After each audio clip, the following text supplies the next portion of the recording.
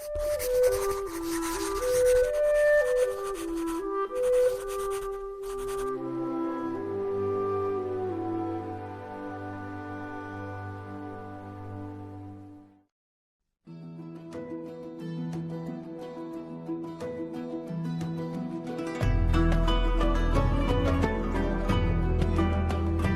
Naga City, fluvial procession is the most anticipated part of its fiesta celebration, which is annually observed in honor of Our Lady of Peña Francia, the patroness of Bicol, or most intimately addressed as Ina. This bridge, known as Colgante Bridge, has been witness to the many years of fluvial procession where the pagoda carrying Ina has passed on the river. That is why pilgrims, devotees, tourists, and others would flock this bridge to have a glimpse of Ina, and like thousand others, shout to high heavens, "Viva la Virgen!" as the pagoda approaches. While this celebration has many stories to tell, this bridge has its own to share. Unfortunately, that story is not known to most people, especially to the young generations, primarily because it has been silent for 40 years, since that fateful day on September 16, 1972.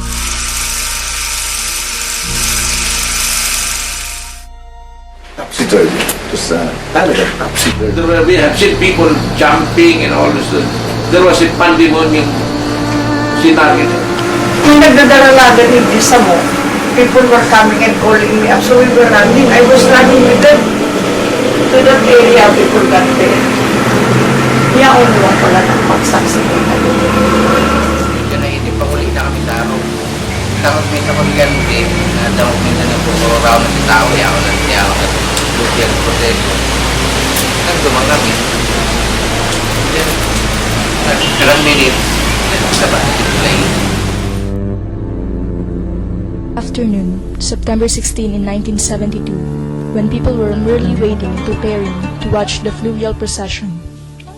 It was to be a moment for show of faith and devotion, like waving white handkerchief, lighting a candle, shouting "Viva la Virgen" and the signing of the cross. It should have been simple like those, but something unexpected and unimaginable happened. Pinaghihiling nito, naghahalat mo. Pinaghihiling mo yan, luway-luway na pagpula. Siguro slow motion, kung nagpipili ko na ba ito mo, when you take a video, you can do a slow motion then, just like that. Luway-luway, nagko-collapse na. Sino ka? Ang mga tao sa kabay puro rahaw, because this is complete shock.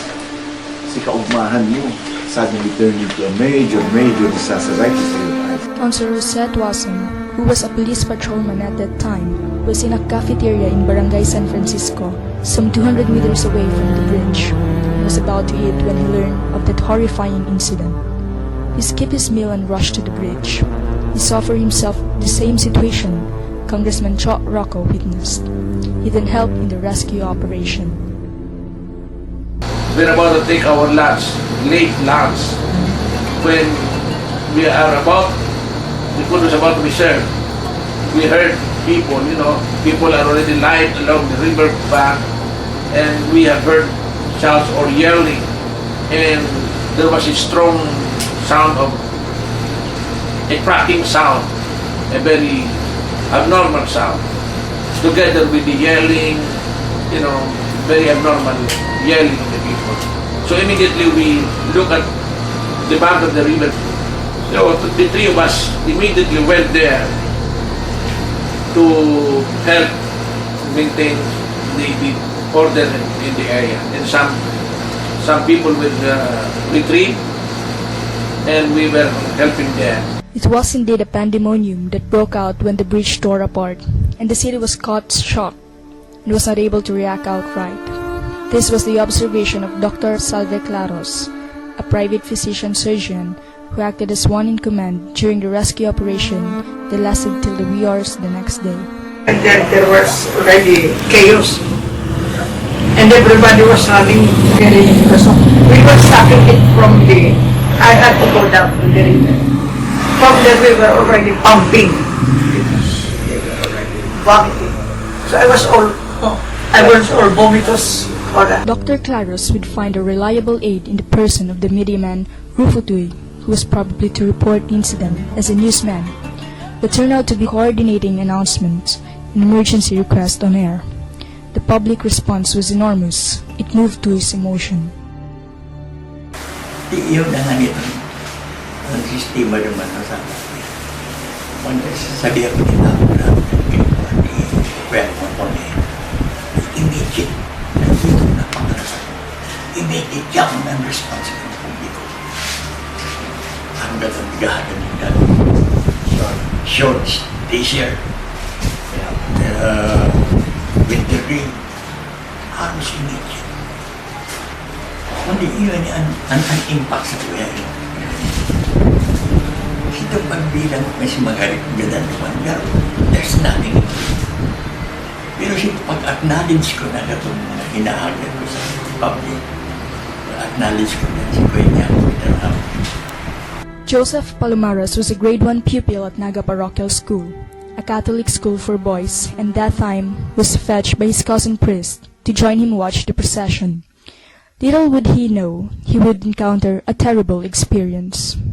Nagdalan kami kasi. Pag may sa Colgante, damog minsan na po raw na si tao, ako na Lucian Protego.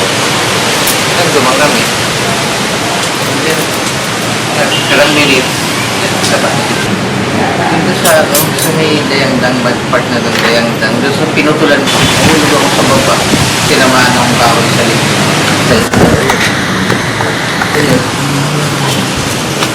Namang rosing lang din. Hindi na palian. Palabaho niya sa bukid.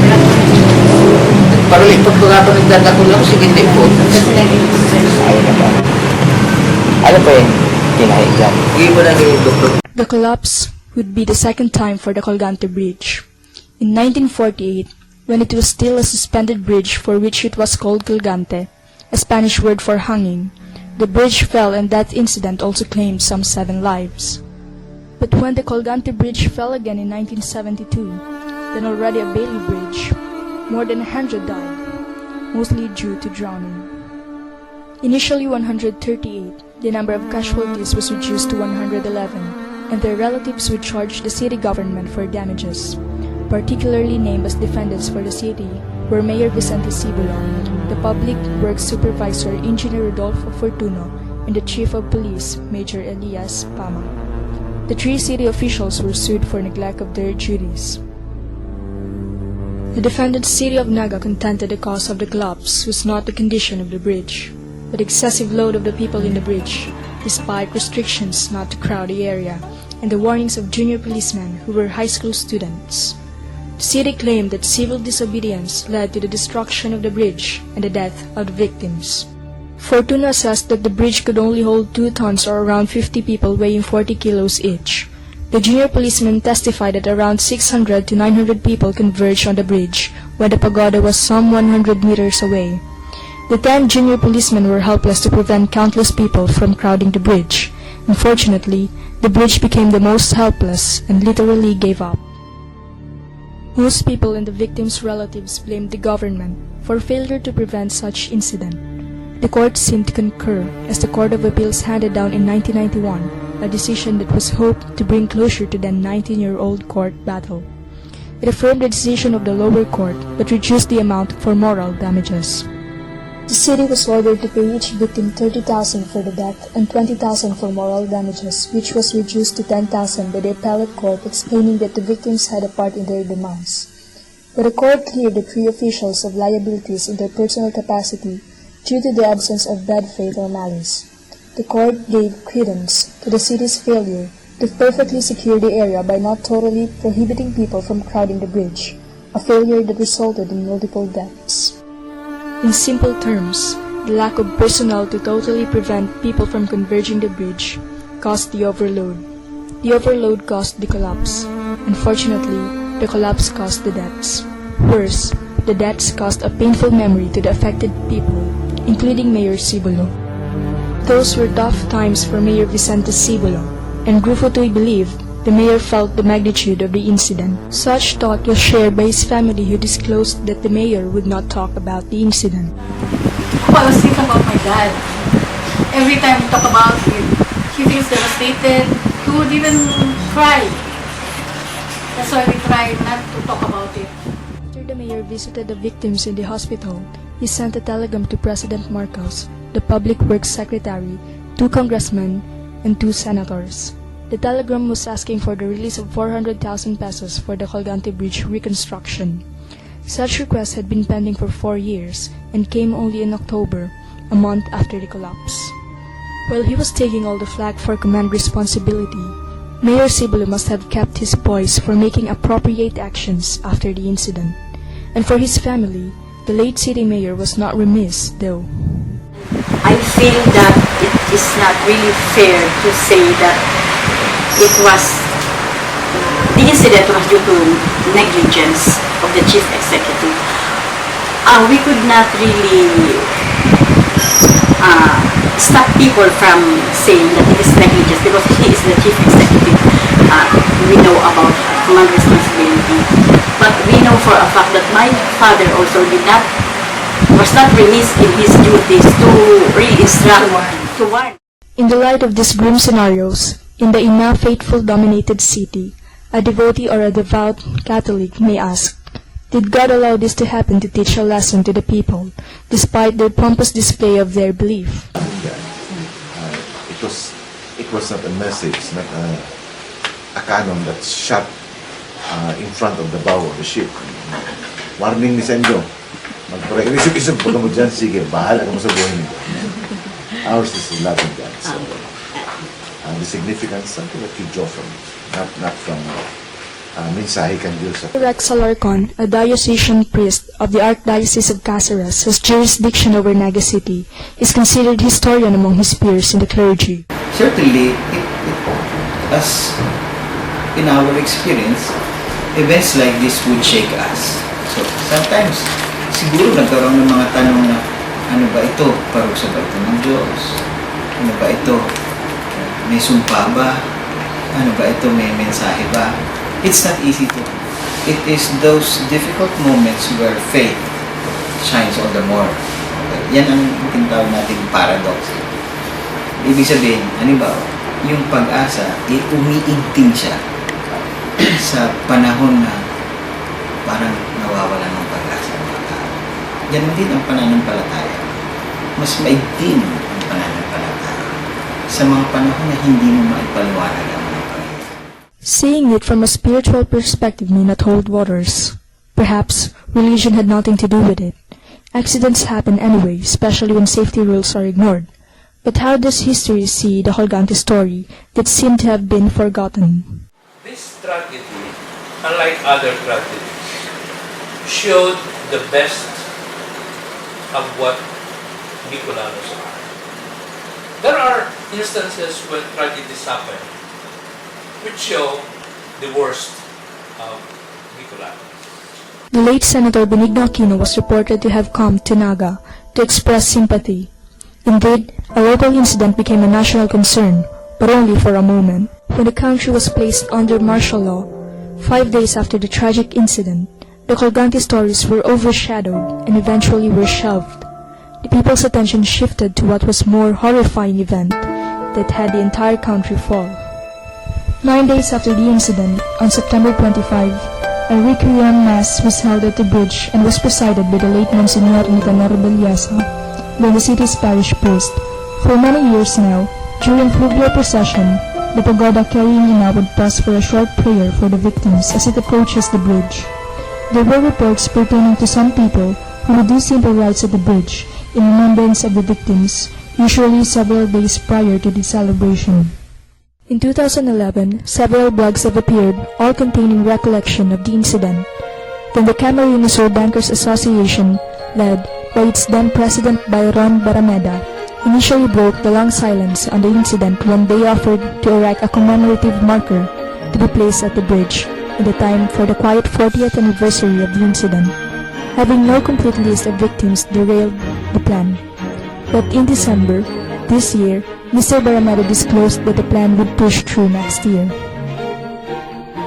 This year, at the Sangguniang Panunsod ng Naga, Councilor Joaquin Perez took the floor to propose same marker as tribute for the victims, while another witness of the incident, Councilor Jose Tuason, expressed strong support to the idea. This time, it would be the SM Naga to donate the project. In his text reply to query on the plan, the manager, Mr. Wesley Villanueva, said that nothing was final yet. It was learned that the SM management has yet to hold a formal proposal before endorsing it to a higher office. The thought of presenting an act of remembering was well received, though. It is high time that people take cognizance of that tragedy. Those who died and those who sacrificed that others may live deserve some recognition. Is it necessary for the sake of reminding people? I think it is. Yes, it is very necessary. It is part of our initiation into the devotion to our God. The church has offered masses for this. There is this procession in the evening. It is more to commemorate because we are not happy about what happened. Remember that in prayers.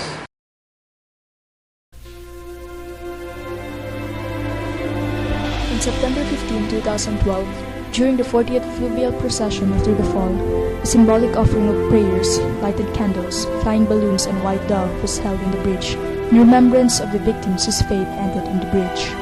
The next day, September 16, 2012, 40 years after the fall, a liturgical tribute was held in the Colgante Bridge, with some relatives of the victims and survivor Joseph Palomares in the attendance, together with Mayor John Bongat, Congressman Cho Rocco, media men, residents from the nearby barangays, and the people of Naga City Science High School. The program turned out to be the fitting commemoration that was missing for 40 years.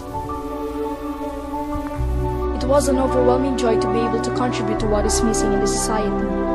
Equally overwhelming was being able to make others happy and quite relieve of pains of the past. The tribute also recognized the efforts of nameless men and women who were at the right time and in the right place to do the right thing for those who need to live again. It was 2 days of remembering something that was absent for 40 years, but there came some questions that were answered in the quest for the tribute. Now we know how many lives are possibly being protected from death by those men in uniform for preventing convergence in the bridge. Now we can appreciate more the extensive preparations undertaken by the city government during hostilities for the fiesta celebration. They just don't make the feast interesting. They save lives. They avoid a repeat of disastrous event. They make us happy, safe, and secure to see what we always want to see in the procession that passes under the Colgante Bridge. Viva la Virgen!